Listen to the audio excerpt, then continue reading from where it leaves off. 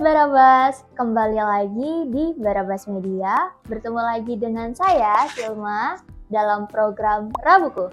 Rabu, baca buku. Nah, udah 2 buku nih yang kita bahas di episode sebelumnya.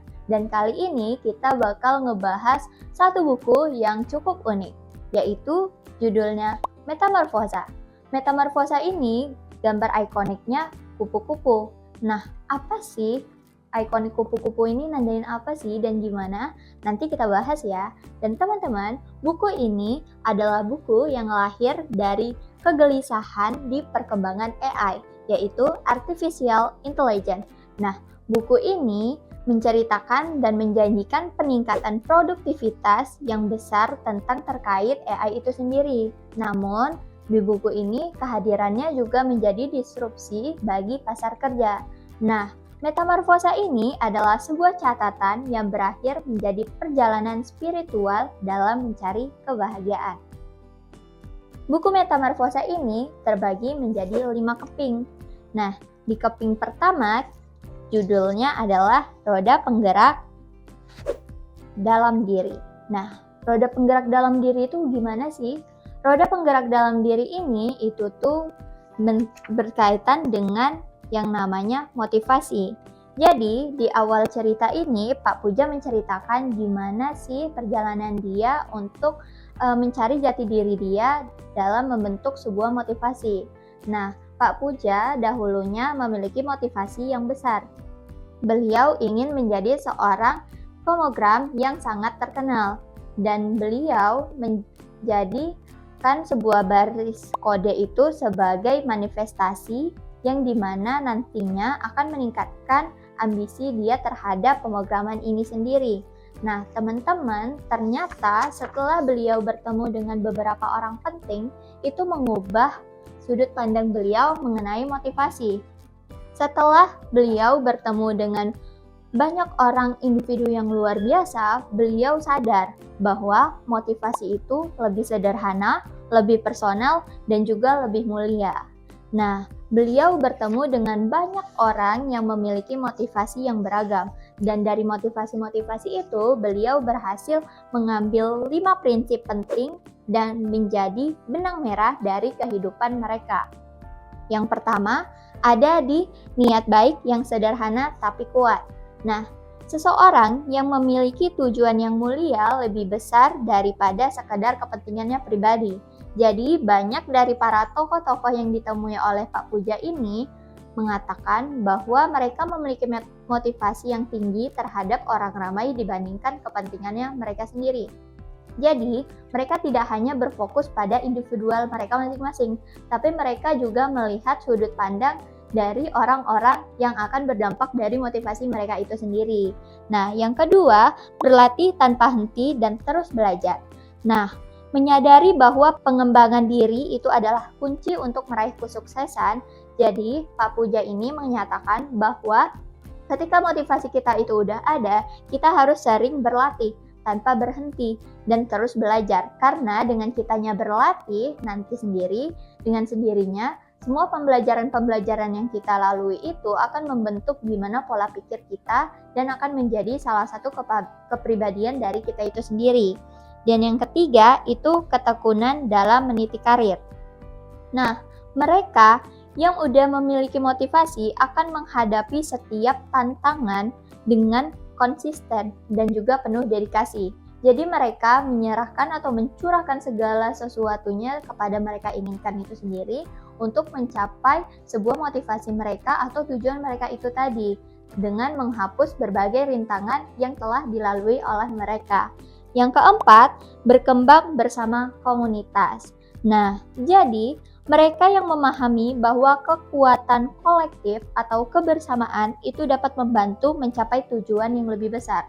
Jadi ketika kita punya ambisi atau tujuan yang lebih besar, kita bisa nih ngumpulin beberapa orang yang mempunyai ambisi yang sama. Dan sehingga ketika kita udah berkumpul dengan orang-orang yang sama di sekitar kita, kita nantinya akan membentuk sebuah kekuatan yang besar atau kekuatan kolektif itu sendiri yang menjadi salah satu pedang untuk kita memberantas semua permasalahan yang ada untuk mencapai tujuan itu sendiri. Nah, yang kelima, rasa syukur yang mendalam. Jadi, mereka yang menghargai setiap langkah yang mereka ambil, baik itu keberhasilan ataupun juga kegagalan, mereka akan selalu bersyukur terhadap itu semua karena mereka sadar bahwa setiap langkah yang kita ambil dalam perjalanan itu adalah suatu usaha yang nantinya pasti akan bermanfaat untuk kita dan orang ramai. Jadi, di dunia teknologi, setiap pagi adalah awal baru untuk menciptakan sesuatu yang berharga. Namun, setiap baris kode yang ditulis adalah cerminan dari mimpi, semangat, dan juga dedikasi yang kita miliki. Nah, jadi dengan adanya 5 prinsip ini, kita bisa nentuin atau bahkan memainkan peran kita dengan yang namanya motivasi itu sendiri. Kita bisa menggapai semua tujuan kita dengan semangat motivasi yang ada pada diri kita dengan memperhatikan orang lain, tidak hanya secara individual saja gitu teman-teman. Nah, di next ini ada keping kedua, yaitu dedikasi mempertajam keterampilan. Nah, Dedikasi artinya kita mencurahkan segala sesuatu kepada suatu hal yang kita inginkan. Nah, teman-teman, menurut author Malcolm Gladwell, dia memperkenalkan konsep aturan 10.000 jam, yang dimana dibutuhkan waktu sekitar 10.000 jam untuk berlatih, untuk berpindah dari seseorang yang pemula menjadi seseorang master di bidang tertentu. Jika dihitung-hitung, itu setara dengan 416 hari melatih satu keterampilan yang sama tanpa henti. Jadi, di sini kita ditunjuk untuk terus berlatih, karena dengan berlatihlah nantinya kita akan mempunyai kepribadian atau kemampuan kita itu tuh identik dengan hasil yang kita inginkan. Nah, jadi bekerja sama berlatih itu beda-beda teman-teman konsepnya. Jadi, bekerja itu tentang kinerja kita menggunakan kemampuan yang sudah kita miliki untuk menyelesaikan suatu tugas atau mencapai hasil tertentu. Sementara berlatih itu adalah proses yang mendalam di mana kita mengulang, mencoba, atau bahkan ketika kita gagal, kita mencoba lagi, belajar dan memperbaiki kesalahan-kesalahan kita itu untuk tumbuh lebih baik dari kita sebelumnya. Dan ya, Robert C. Martin mengatakan lebih dikenal sebagai Uncle Bob sebagai penulis buku Clean Code, yang dimana ia menegaskan bahwa berlatih adalah tanggung jawab pribadi setiap individu. Dan ya, teman-teman, di sini jika dihitung berlatih 20 jam per minggu, nantinya kita akan ngebentuk sebuah harian yaitu 5 jam atau 7 tahun untuk mencapai tingkat keahlian yang mendalam seperti yang dikatakan oleh konsep 10.000 jam dari Gladwell.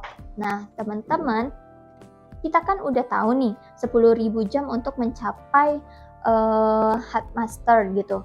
Nah, gimana sih cara kita tahu untuk kita memulai, atau ada nggak sih trik dan tips untuk kita bisa jadi master itu sendiri dalam jangka waktu 10.000 jam ini? Karena kalau misalkan kita hitung tadi itu setara dengan 5 hingga 7 tahun kan. Nah, Pak Puja dengan senang hati menuliskan 5 tips untuk menemani langkah kita dalam berlatih.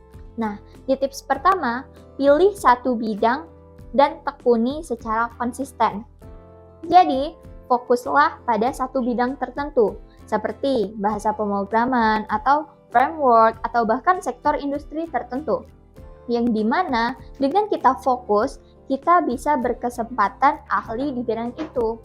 Dan yang kedua, cari seorang mentor. Jadi ketika kita udah nemuin berbagai triks dan tips dari Google atau bahkan dari dokumentasi teknis, namun ada beberapa pertanyaan yang menurut kita jawabannya tuh nggak ada. Nah, tujuannya itu tadi, mencari mentor. Dengan adanya mentor, beliau bisa membahas atau menyelesaikan semua pertanyaan-pertanyaan yang ada pada diri kita itu sendiri. Dan yang ketiga, lakukan evaluasi berkala, di mana kita harus mencatat progres dan lakukan evaluasi secara rutin.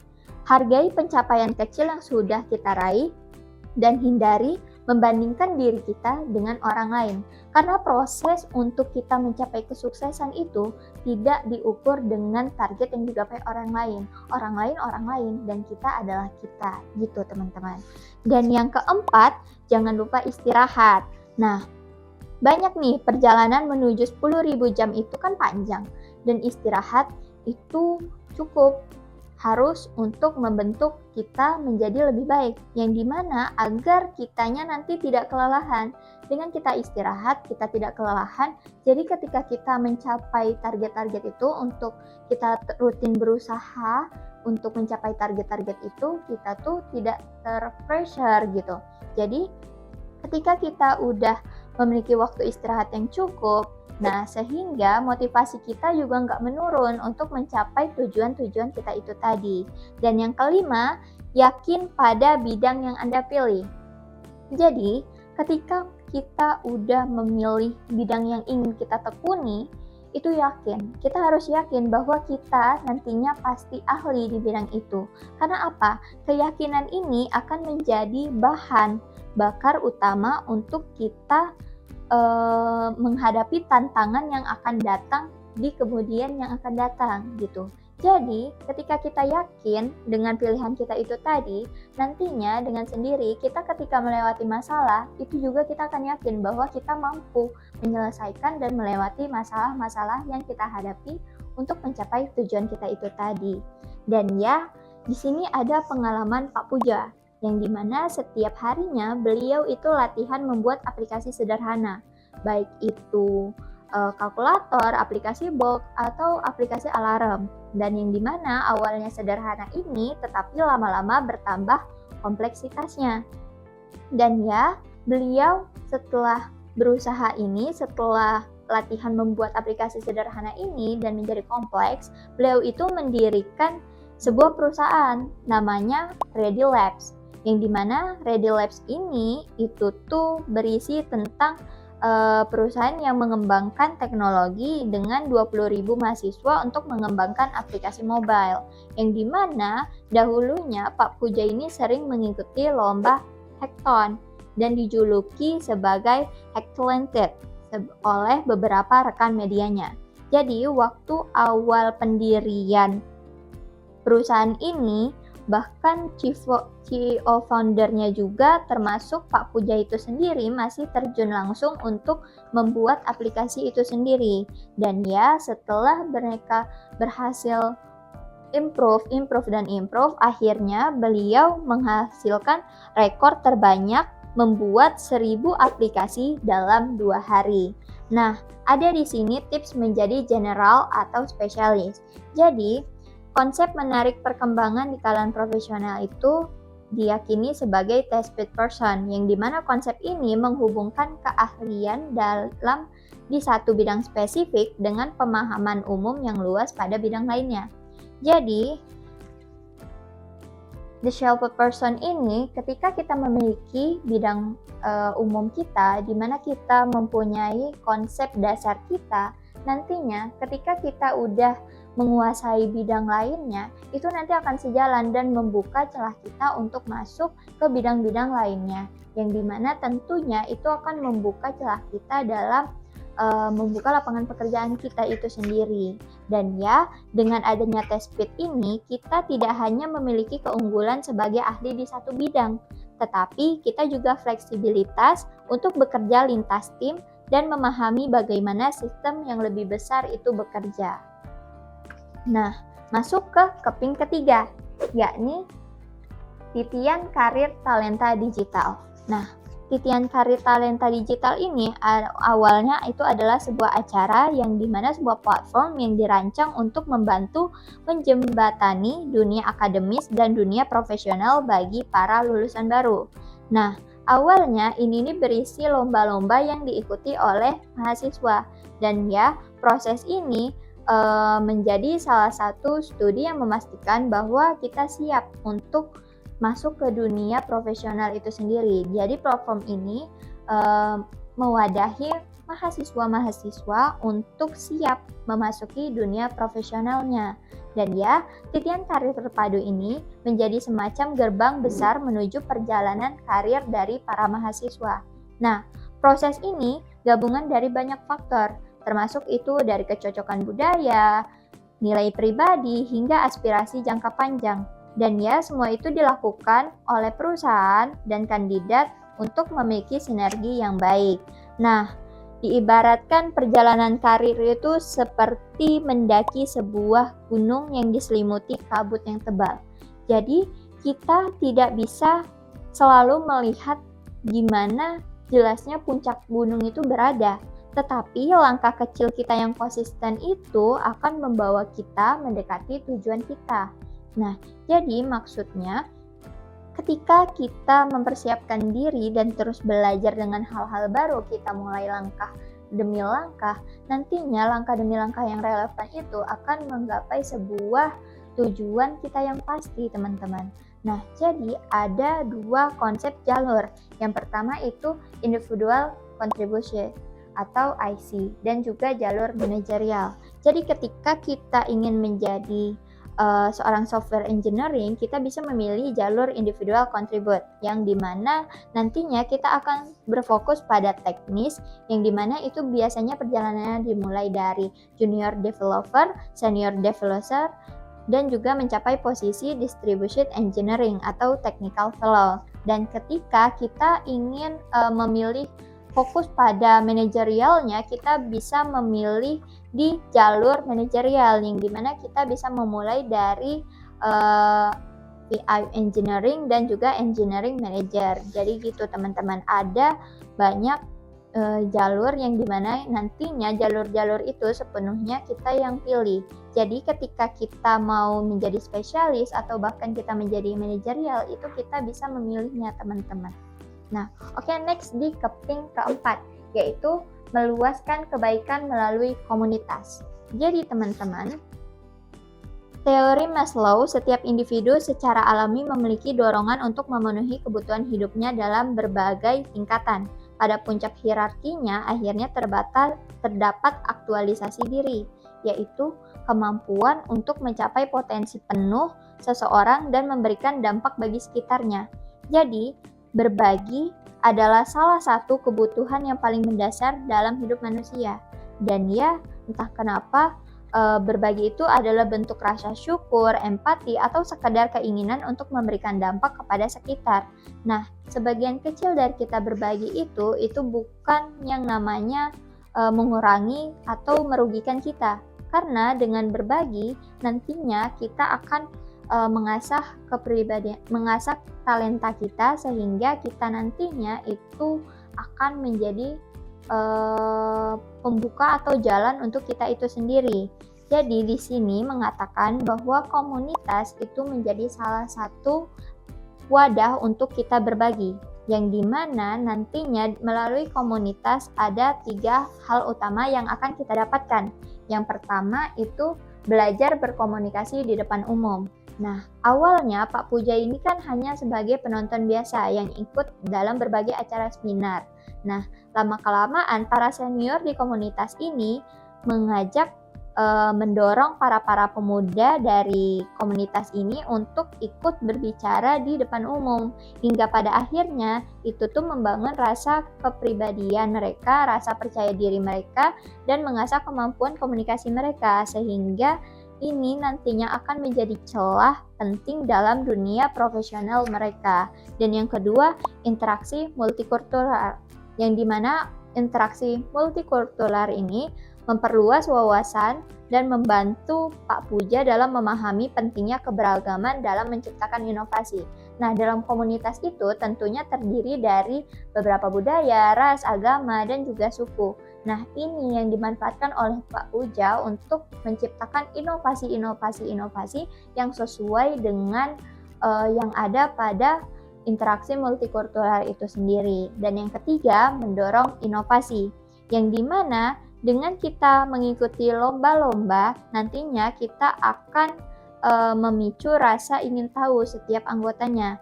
Jadi, ketika kita berhasil mendorong inovasi kita itu tadi tentunya akan membawa celah kita baru dalam kehidupan baru kita yang dimana nantinya dalam dunia profesional itu sangat bermanfaat. Dan ya, dalam berbagi prosesnya itu bukan merugikan teman-teman. Jadi berbagi itu adalah proses yang memperkaya karena dengan berbagi kita tidak hanya membantu orang lain tetapi juga membantu diri kita untuk menjadi lebih baik gitu. Dan dengan berbagi kita individu lebih baik. Dan dengan individu yang lebih baik, kita memiliki potensi yang membawa perubahan positif bagi dunia. Jadi, jangan ragu untuk mulai berbagi hari ini. Karena dengan adanya proses berbagi, kita akan tumbuh bersama dengan orang sekitar kita. Nah, masuk di keping kelima, yakni upaya menanamkan kebahagiaan. Jadi, Pak Puja dulu menganggap bahwa kebahagiaan itu ketika beliau meraih sesuatu, teman-teman. Nah, ternyata kebahagiaan itu tidak hanya itu. Jadi ketika awal mula dari pengalaman Pak Puja itu sendiri, yang dimana pada tahun 2018 beliau terkena penyakit TBC dan harus dirawat, beliau merasa putus asa.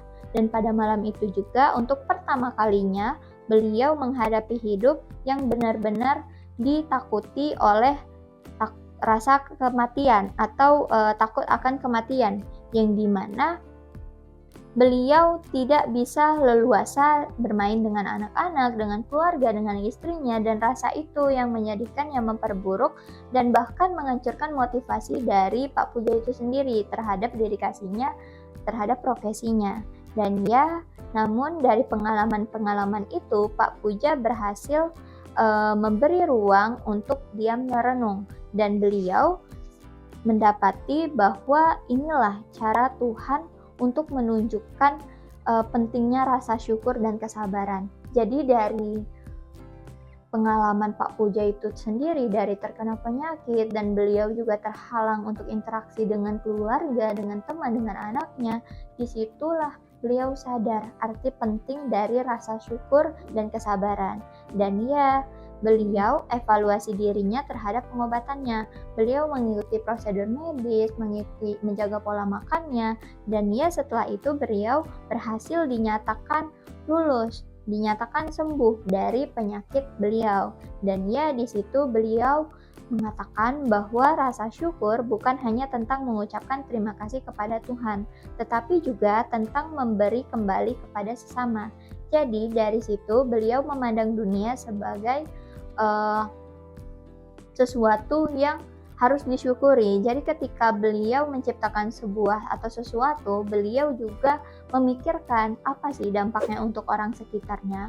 Karena kebahagiaan itu bukan hanya didapat dari kita diri sendiri, namun ketika orang lain tersenyum, ketika orang lain juga menikmati, itu adalah salah satu bentuk kebahagiaan yang paling mendalam. Jadi teman-teman, metamorfosa ini pada dasarnya adalah perjalanan mencari jati diri untuk memahami diri kita sendiri. Kebaikan itu saling memanggil, di mana satu kebaikan akan membawa satu kebaikan lainnya. Jadi, terima kasih sudah bermetamorfosa bersama. Selamat keluar dari kepompong dan jadilah kupu-kupu yang indah. Sampai jumpa di video berikutnya.